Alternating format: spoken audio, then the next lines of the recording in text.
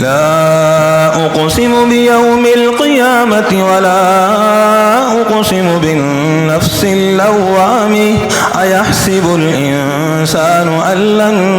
نجمع عظامه بل قادرين على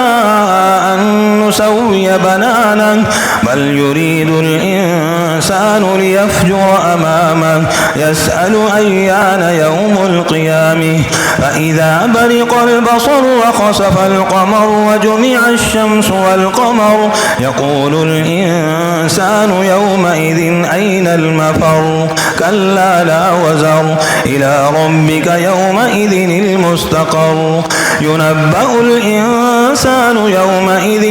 بما قدم وأخر بل الإنسان على نفسه بصيرة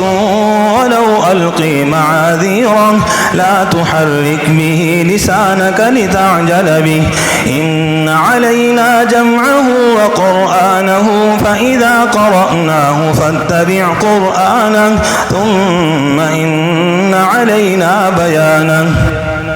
كلا بل تحبون العاجلة وتذرون الآخرة وجوه يومئذ ناظرة إلى ربها ناظرة ووجوه يومئذ باسرة تظن أن يفعل بها فاقرة كلا إذا بلغت التراقي وقيل من راق وظن أنه الفراق والتفت الساق بالساق إلى ربك يومئذ المساق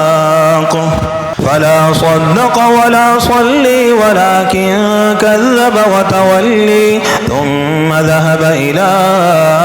أهله يتمطي أولي لك فأولي ثم أولي لك فأولي أيحسب الإنسان أن يترك سدي ألم يكن نطفة من مني تمني ثم كان علقة فخلق فسوي فجعل منه الزوجين الذكر والأنثى أليس ذلك بقادر على أن يحيي الموتى